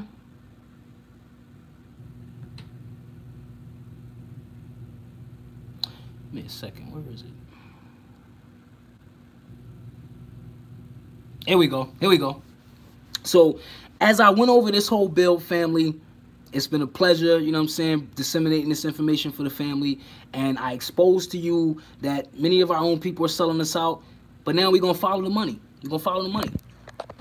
So, we think that this trip, they're offering us to come back home when it's just a commemoration ceremony. But you got to get yourself there. And they've been selling tours for Ghana since last year. Look at this. If you missed the trip last year, here's your chance again. Look at this, family. $1,750 per person. 10-night stay. Airfare not included. So they're asking for $1,750 for the trip. That don't include your plane ticket. You got to do that. Payment options. Look at this. It's crazy. This is real. This is on Eventbrite right now. Look at this flag. Where's the red, black, and green? Oh, that's not a flag? Right. Look at that. The year of return, family. 2019. You can get your tickets. How many of the family, if they're rolling out the red carpet and they're allowing us to return back, you know, the Africans from the diaspora, pulling at your heartstrings, why are they charging you $1,750? That doesn't even include your plane trip. Let's keep it going. Look at that. Remember the description. 2019 marks the 400th year. Remember, we just went into this book. That 400-year shit didn't happen, family. We just debunked that. But that's what they selling. And the price is $1,750 for this event. The return home, they didn't tell you there was a price tag, right? It has extended. Look, Ghana has extended all open arms. 2019 marks the 400th year since the Middle Passage. That's what we all thinking, oh, millions of slaves died.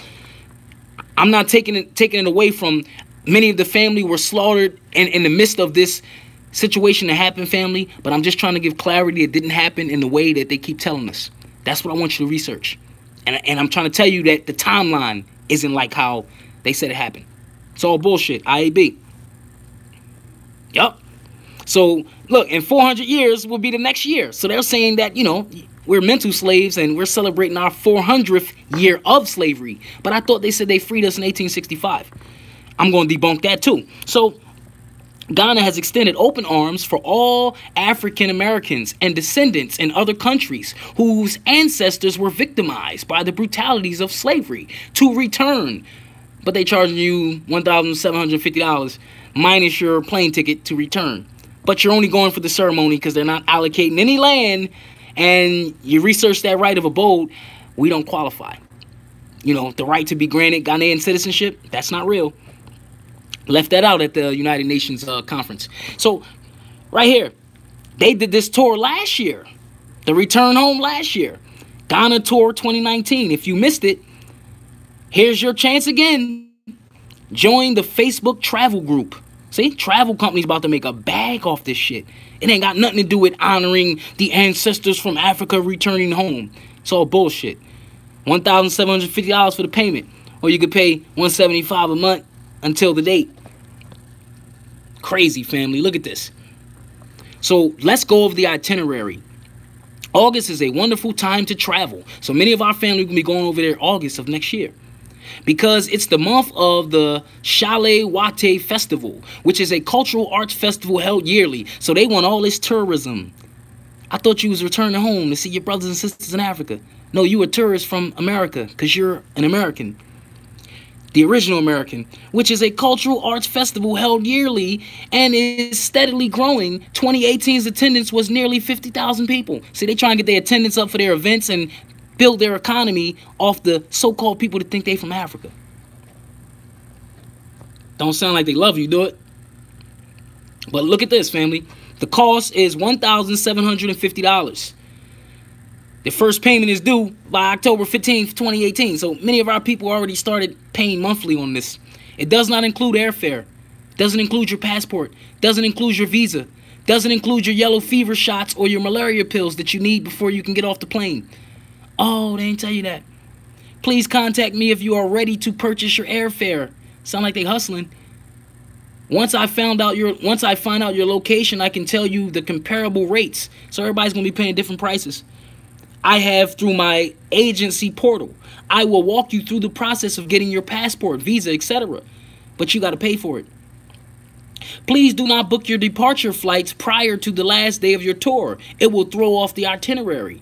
Traveling abroad, it's a typo, may cause some anxiety, but trust me, you can do this, and it will be an experience of a lifetime. Ashe. You see how they that fake ass brotherly love and we're family? Nah, family, it's about a bag. So day one, Accra, it's a city in Ghana. I can't pronounce it. Accra, right? The tour, the surrounding area, visit local markets. Look, markets. You're gonna be doing commerce. Bring your bank book. Bring your fiat after you spend like over 3 racks trying to get over there.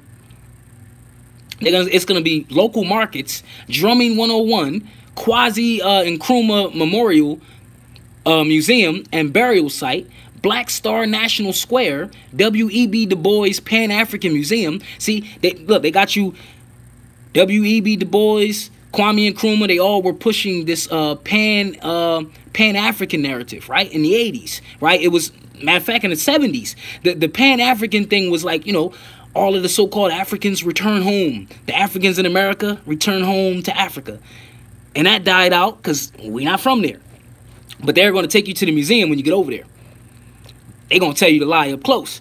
So you're going to the local restaurant, more commerce. Day 2 and 3, pack your bags because we are relocating to Kumasi and the Amakua Bed and Breakfast. Damn, you're going to spend a lot of money. Okami Okrana Sword Museum, the Manhayan Palace, Potter's Village, Children's Shelter, Ashanti naming ceremony. So now they're going to give you an African name. So you really going to be thinking you're an African, but you're going back home because you're a tourist. You know what I'm saying? You ain't wildin', you a tourist, right? So the elders will need the day of your birth You will be given a soul name, which is the day of the week you were born, a spirit name, which is your character. It is customary to wear white, but not mandatory. Be sure to use the bathroom before going to the village. Laugh out loud. Kumasi Market, get unique fabrics for a local seamstress to design apparel for you. Oh, you're going to get you a dashiki custom made over there. Got to pay for it. Purchase fresh foods. Purchase fresh foods if you dare. Shea butter, black soap, etc. Look like a whole lot of commerce. I don't see no commemorating and celebrating the return, and we've been missing for 400 years, and they happy for us to come back, but it looked like they want to do business with us. 4 and 5. The Donker Nuso Slave River. See, now they pushing the slave narrative. They showing you the slave river. They're showing you the slave dungeon. Where the fuck is the slave ship? Interesting. You may want to roll up your pants legs or wear shorts. If you get in the river, this was the last our ancestors were allowed to bathe before the 3 weeks trek to the slave castle. So family, they saying you're not going to bathe just like the slaves that didn't bathe when they went to the slave castle. You're going to relive this event. What the fuck are they talking about? I just showed you the book that no hundreds of ships came here with all these Africans. What dungeons are they talking about? Some shit they made up for a tourist attraction to build commerce. This was the last of our ancestors, right? Were allowed to bathe before the 3-week trek to the slave castles through the forest and rough terrain, bound in chains. You see how they just putting it on, but all this shit is in the pricing of the ticket on Eventbrite. Check into Coconut Grove and enjoy the tranquility of the beach resort after the emotions. See, look, after the emotions of Slave River. Nigga, check into our resort hotel after we get you in tears and shit, telling you how much you ain't nobody and you's a slave. Dine, ride the horses, get a drink from the bar, play pool, shop at the gift shop, or get a coconut Ghanaian style 1, 2, 3 straw. Next day, visit the Cape Slave Castle. See, look, they take him to the slave castle, the building, the dungeon. Nigga, where's the slave ship? Interesting. Next day, visit, IAB, saw bullshit. Next day, visit the Cape Slave Castle for a historical tour of their grueling accounts and dark dungeons before exiting the door of no return. Trust me, their spirits are still heavily there. So the spirits of these slaves are still there, but where's the damn ship? The ship's a spirit too? Right. Man, you fall for this, family, after this build. Good luck. It says day 6. Return to our host hotel in Accra. M Suites to enjoy a day to relax. Swim in the Olympic-sized pool. Enjoy a drink at the open bar. All on your dime. At the paparazzi, smoke hookah and or discuss hitting the shores of the Labadi Beach. Enjoy local cuisine near the AC Mall or hotel restaurant. Day 7. So family, this is a 10-day trip, and it's look like a whole lot of commerce. You gonna leave with your pockets empty. You ain't gonna be no closer to these fake so-called slave ancestors than you were before you left. Day 7. Head to the Kunkun National Park in central Ghana. Climb the mountain and traverse across the 7-swinging canopy bridge if you dare. For the faint of heart, don't worry. There is an outdoor lounge just for you. Walk through the tranquil Brewery Botanical Garden just outside of Accra. Day 8. So I'm walking you through it before you waste your money and get embarrassed and don't honor your ancestors. Enjoy feeding the Mona monkeys at the Tafi Otumi Monkey Sanctuary. They'll jump right out of the trees onto your arm for a nice banana tree. Nigga, even the monkeys about to eat when you bring your stupid ass over there. The monkeys about to get some bananas. So day 9, right?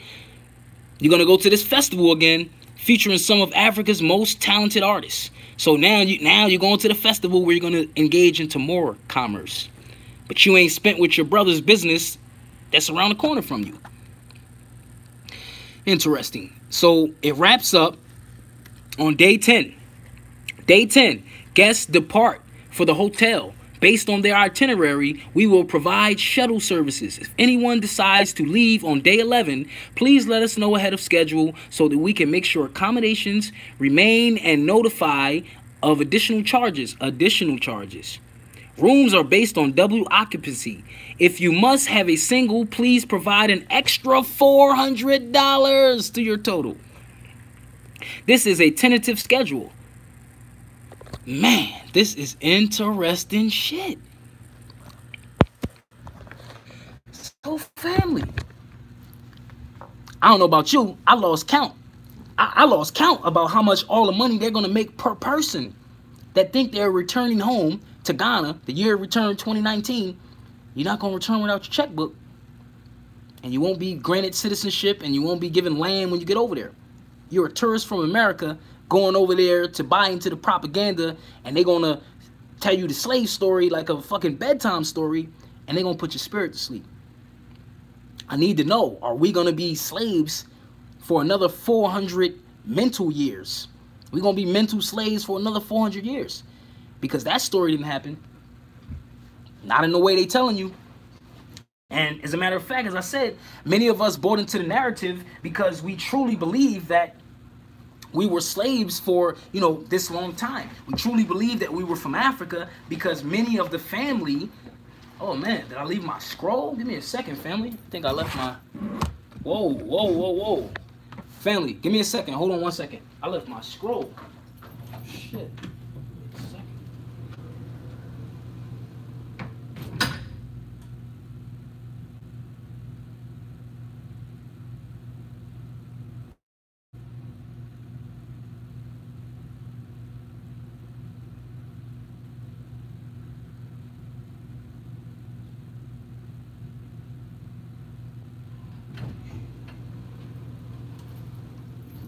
Islam family, give me a second. I wanted to pull up a document I was looking for.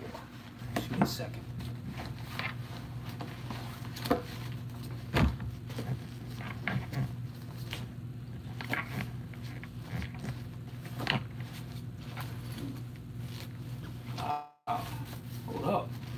Hold up, family, give me a second. I can't seem to find mine.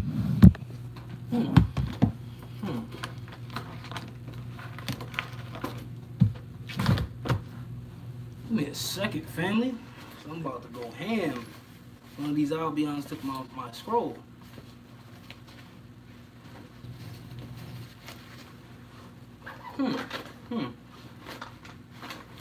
Family, give me 1 second. 1 second.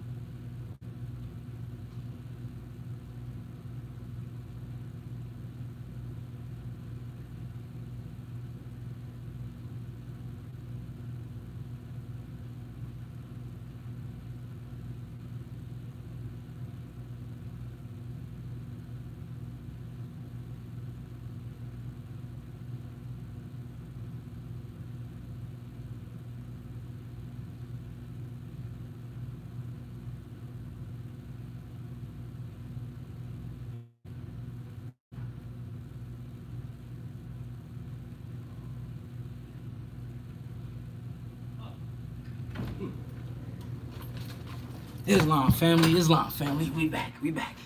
Peace and love, family. So, to wrap it all up, family, as I said, many of the people are already free here on the land, and the reason why we all think we're from Africa, but you don't know which of the 54 nations you're from, is because they corrupted a lot of the census records, and they never told you on the census records you was from Africa. That's something we assumed. Because many of us didn't keep family records. My family did keep family records. This here is my family tree scroll. And it starts with my great uncle. His name is William Brown. My great uncle founded a town in Maryland called Brownstown in 1868, 3 years after slavery. So if we were all slaves, where did my great uncle get money to buy an entire town? Not a house, not a cottage. He bought an entire town in Maryland 3 years after so-called slavery ended. Do you understand what happened, family? Now, my family scroll look like fruit by the foot, roll up. These are all free people on here, family. All free people. Let's get a moment of silence for the ancestors. Still going. I could stand up. Stand up and it'll still go. Put it over my shoulder. Still unrolling. And this is an older version. It still has to be updated. So, give me a second. All of these names are free people, family. They're not slaves. None of my family was picking cotton. I can guarantee you, none of yours were.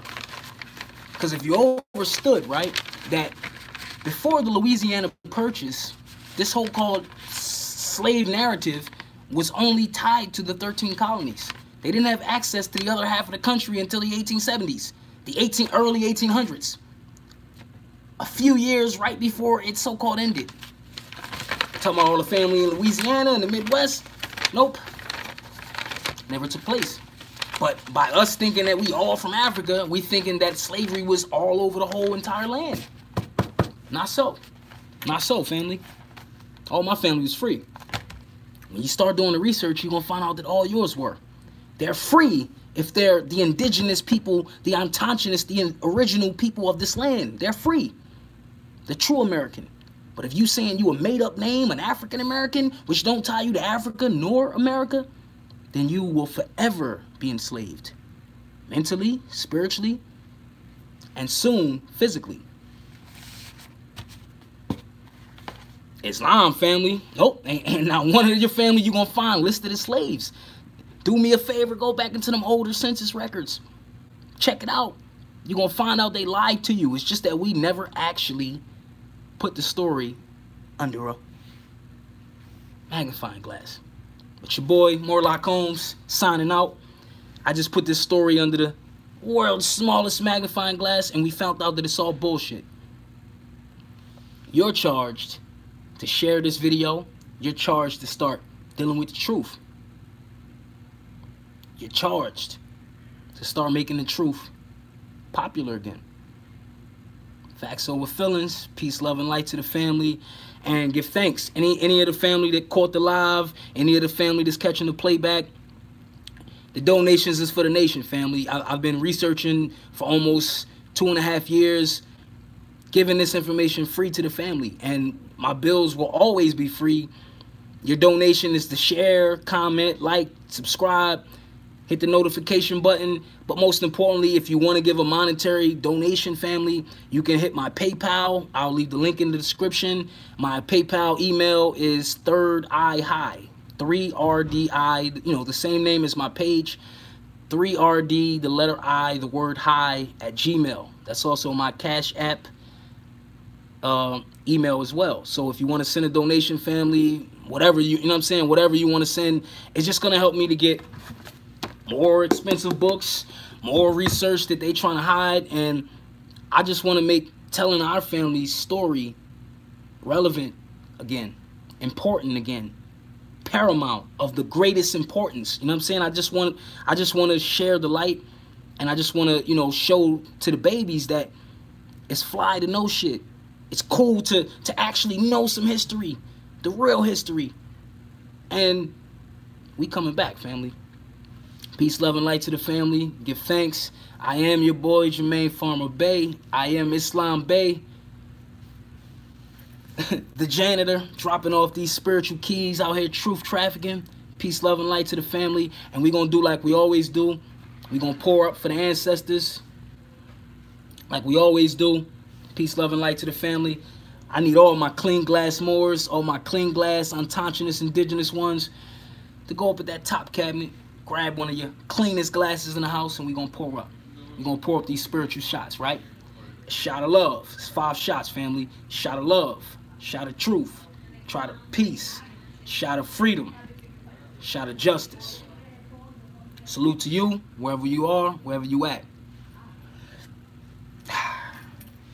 You got the juice now, and you definitely are no longer misinformed.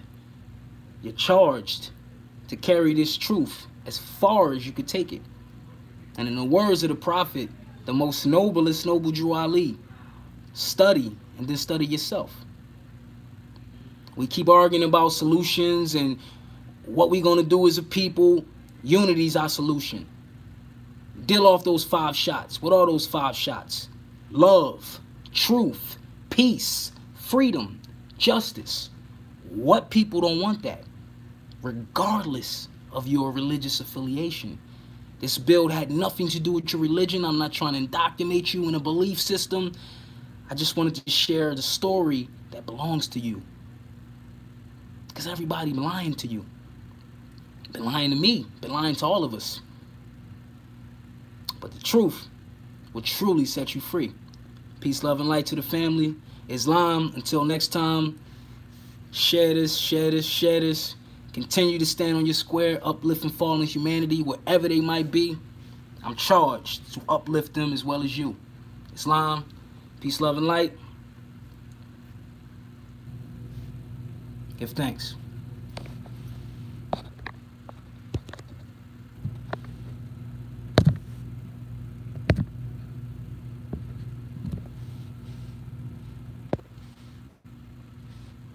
Oh, I don't even know how to end it. Exactly, family. Nationality is the order of the day. I don't know how do I end it. This is actually my first. This is actually one of my first lives actually going on here for Facebook, but it turned out pretty good.